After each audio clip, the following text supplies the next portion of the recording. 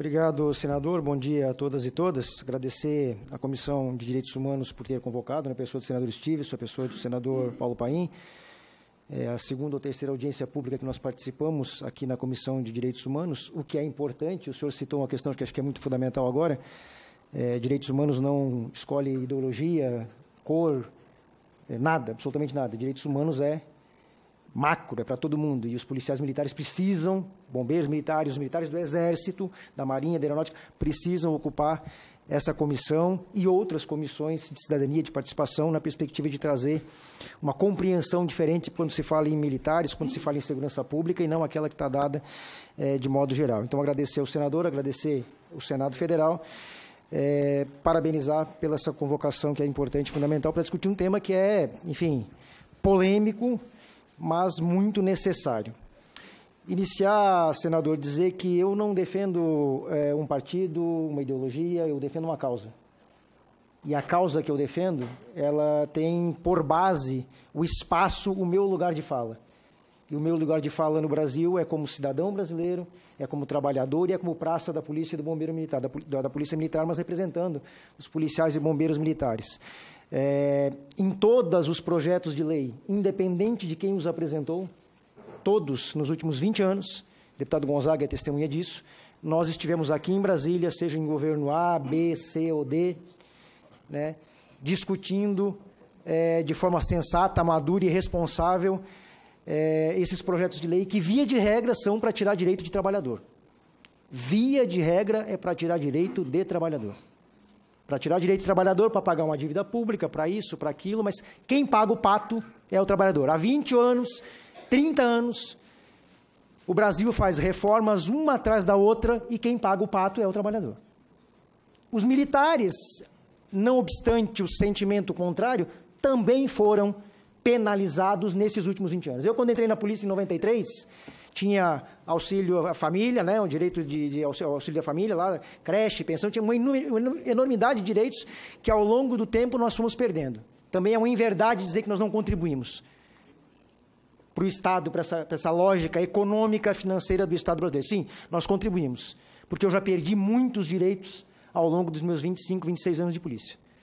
Então, é uma inverdade dizer que agora os militares vão dar a contribuição. Não, nós já viemos dando a nossa contribuição monetária na perspectiva da perda de direitos, secretário, já nos últimos 25, 30 anos. E agora querem nos tirar aquilo que talvez seja o mais sagrado em termos de direito para o policial e bombeiro militar, e aqui me permitam os militares do Exército, das Forças Armadas, eu me referi à minha categoria, eu fui militar do Exército também, fui lá em Joinville, mas como represento, me referi à minha categoria. Tirar o que é mais sagrado para nós, que era a questão do nosso sistema de proteção social diferenciado. Não obstante os estados terem trabalhado questões, via de regra, ilegais, inconstitucionais, não é à toa que nós temos aqui no Supremo Tribunal Federal várias ADIs contestando as mudanças que foram feitas nos estados, por conta de serem inconstitucionais, mudanças com relação ao que o senhor se referiu, a tempo de serviço, contribuição. Em Santa Catarina, nós já estamos na complementar, já estamos pagando 14%, mas é inconstitucional. É inconstitucional. A própria Constituição garante, o artigo 42 garante para nós mesmo tratamento. Então, os estados fizeram essas mudanças de forma inconstitucional e a gente está cobrando isso no Supremo Tribunal Federal e esperamos, obviamente, aí o bom senso do Supremo no sentido de reconhecer a profissão policial militar, bombeiro militar, como sendo uma profissão de risco como todas as outras, como os professores, como o pessoal da saúde, como, enfim. O coronel Flammarion trouxe, aliás, parabenizar pela apresentação, coronel, trouxe os dados, né, com relação ao que de fato precisa ser discutido no Brasil e que é protelado. Dívida pública. Esse Senado aqui fez, o ano passado, o ano retrasado, se não me falha a memória, uma CPI, que acho que foi conduzida pelo senador Paulo Paim, com relação à dívida pública. A Constituição garante a auditoria da dívida pública. A Constituição coloca a cobrança das grandes fortunas, imposto sobre grandes fortunas. A gente pode até reconhecer que é necessário fazer algumas adaptações na questão da Previdência, pontuais. Mas antes de chegar na Previdência, tem uma enormidade de outras coisas que precisam ser resolvidas. É muito fácil chegar e jogar as pontas nas costas do trabalhador? Por que não se discute as desonerações? Por que não se discute a questão da dívida pública? Por que não se discute a cobrança dos grandes devedores da Previdência? Por que não se discute a aplicação daquilo que prevê a Constituição no tocante à cobrança de imposto sobre grande fortuna? Por que não se discute a taxação de lucros e dividendos? Tenho certeza que metade desses problemas que eu citei, dessas questões que eu citei agora, se fosse discutida de forma séria, objetiva e responsável, resolveria o problema da Previdência, e não só. Outros tantos problemas que nós temos no Brasil. Mas é muito mais fácil pegar o soldado, o cabo, o sargento, e aí me permitam me referir à minha categoria novamente, o soldado, o cabo, o sargento, o subtenente, que não pode fazer greve, que não pode isso, que não pode aquilo, que não pode aquele outro, criar toda uma construção de privilégio, quando na verdade já foi explanado pelos meus antecessores aqui que não é verdade, não existe privilégio. Dizer isso é muito fácil pegar os professores, o trabalhador rural, a enfermeira, aquele pessoal lá da ponta do sistema, o trabalhador, aquele que efetivamente constrói o Brasil com o suor do seu rosto, e jogar uma carga em cima dele, e aí depois agradar ou para agradar o mercado financeiro. E não sejamos ingênuos, todo mundo já sabe, né? Não estamos mais na década de 60, na década de 70, 80, a informação pode ser hoje divulgada tranquilamente, está aí nas redes sociais, todo mundo sabe que essa reforma da Previdência é para agradar o mercado financeiro. Todo mundo sabe disso. Ninguém é mais ingênuo ao ponto de acreditar que o problema é só a Previdência. Não. O problema é muito mais grave no Brasil e precisa ser discutido. Por que eu estou discutindo? A ANASPRA tem uma posição muito clara com relação à reforma da Previdência como um todo. Nós somos contra a reforma da Previdência como um todo. Por quê? Porque eu não sou filho de chocadeira. Eu tenho filhos, eu tenho mãe, eu tenho pai, não obstante já estarem falecidos, mas eu tenho parentes, amigos, que não são militares e que estão lá. Professores, a minha esposa é professora, que estão lá no seu dia a dia tentando. E por isso que nós somos contra a reforma, porque ela vai trazer problemas sérios para o Brasil, para a população brasileira, para o povo trabalhador e, por conseguinte, para a segurança pública. A reforma da Previdência vai agravar os problemas de segurança pública, como agravou a emenda constitucional 95, que deixou de investir em saúde, deixou de investir em educação, deixou de investir em segurança pública. Nós não temos efetivo para trabalhar hoje, aí o secretário falou que a reforma da Previdência vai possibilitar contratar menos efetivo. Menos ainda, secretário? Aí nós vamos trabalhar como? O coronel Miller colocou agora há pouco aqui, que trabalhava numa escala de lá em 76, coronel? 77? Não é, essa escala está hoje. Essa escala existe hoje na polícia e no bombeiro. Continua. E vai se agravar. Vai se agravar porque não tem efetivo. Não contratou-se efetivo nos últimos anos e aí dá um problema para a segurança pública, dá um problema, todos aqueles problemas que foi trazido ali, de suicídio, de afastamentos, etc, etc, são todos problemas que a gente insistentemente tenta colocar. Temos problemas com relação à instituição policial militar, bombeiro militar, polícia da segurança, temos, óbvio que temos. Não vamos aqui achar que somos os paladinos da morte, estamos corrigindo e buscamos todos os dias corrigir os problemas. Agora, é preciso reconhecer a profissão policial e bombeiro militar como sendo uma profissão diferenciada e não detentora de privilégio. Poderíamos citar vários privilégios aqui. Posso passar o dia todo citando quem tem privilégio aqui. Posso passar o dia todo citando quem tem efetivamente privilégio. Trabalhar numa escala 24/24, 24/48, né, no sol, na chuva, sem condições mínimas de trabalho, porque nem viatura tem para trabalhar. Nem viatura tem para trabalhar, armamento obsoleto, sujeito a todos os tipos de intempéries do tempo, da atividade, etc. É privilégio? Não, não é privilégio. A reforma da Previdência tem que ser rechaçada por esse Senado, rechaçada por esse Congresso, porque vai afetar de morte a população brasileira, em benefício de um pequeno grupo de 15%, talvez um pouco menos, da população brasileira e alguns grandes banqueiros mundiais. Tem vários, essa semana eu li uma reportagem, acho que foi ontem, li uma reportagem numa revista de circulação nacional, trazendo a comparação das reformas de previdência de outros países, e aí a do Chile, a questão da capitalização, entre outras tantas coisas. Está muito claro que essa reforma veio para agradar um determinado segmento, em detrimento da população brasileira.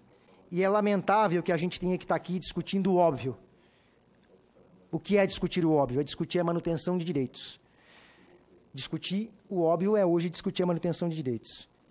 Infelizmente, é preciso que a gente faça isso, e a ANASPRA tem uma posição muito clara com relação a isso, né? Vamos trabalhar na perspectiva, obviamente, de orientar a nossa categoria a ser contra a reforma da Previdência, independente, e aqui, repito, não é uma questão ideológica, político-partidária, porque nós somos contra a reforma da Previdência no governo Lula, no Fernando Henrique, na Dilma, no Temer, estamos aqui sendo contra a reforma da Previdência, porque somos contra destruir direitos trabalhistas, direitos previdenciários, direitos de assistência social, direitos que garantem ainda um mínimo de dignidade para a sociedade brasileira e para a população brasileira. Isso vai ser extirpado a partir dessa reforma.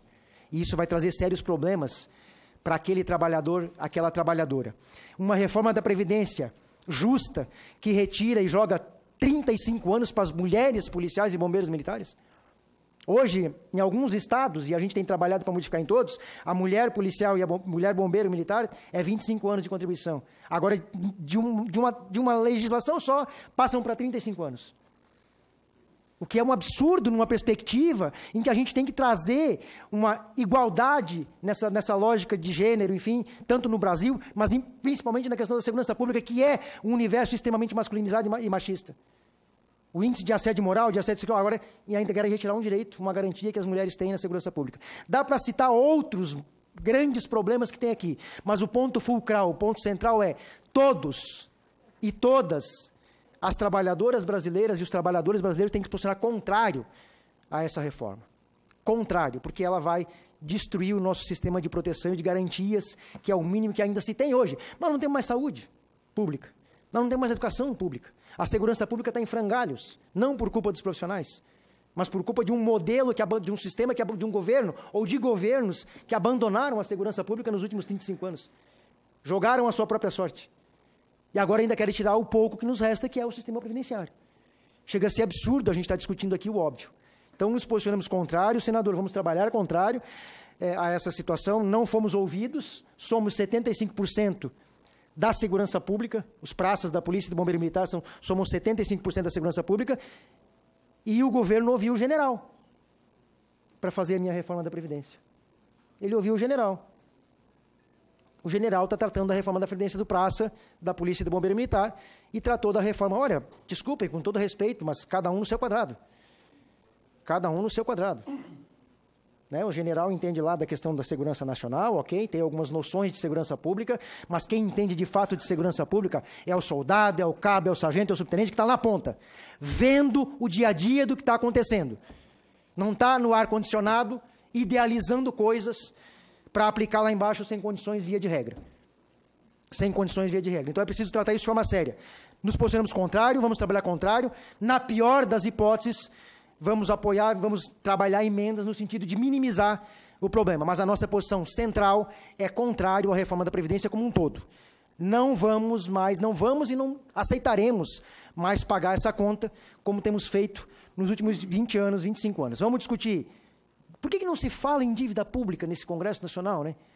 Por que a imprensa não fala em dívida pública, né? Tem vários debates aí bacanas, legais, muito esclarecedores. A doutora Maria Lúcia Fatorelli faz debates esclarecedores sobre isso. Por que a grande mídia não leva para trazer essas discussões? Por que não discutimos a questão efetiva daquilo que está na Constituição, que é o imposto sobre grande fortuna? A cobrança, e sendo repetitivo, mas é isso que tem que falar, a cobrança dos devedores da Previdência. Dá para citar o nome, já rolou várias listas aí, né? Bradesco, Itaú, etc. Por que não se discute isso?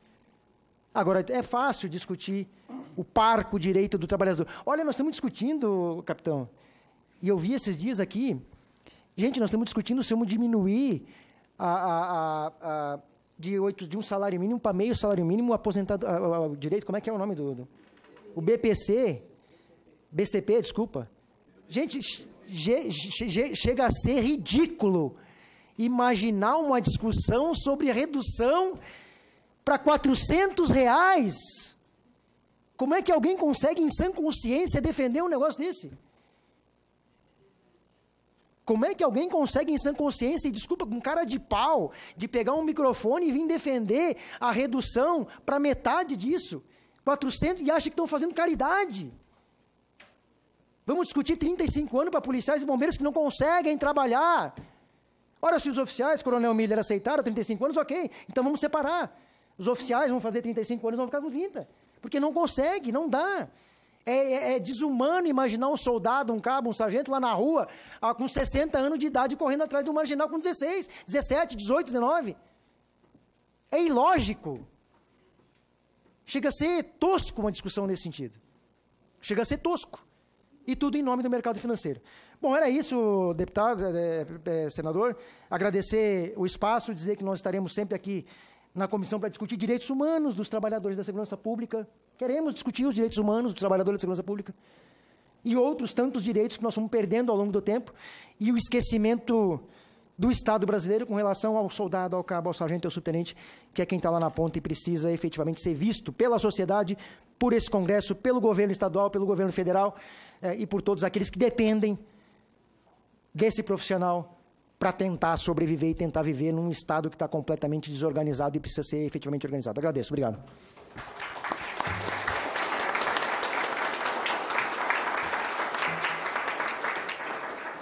Informando que o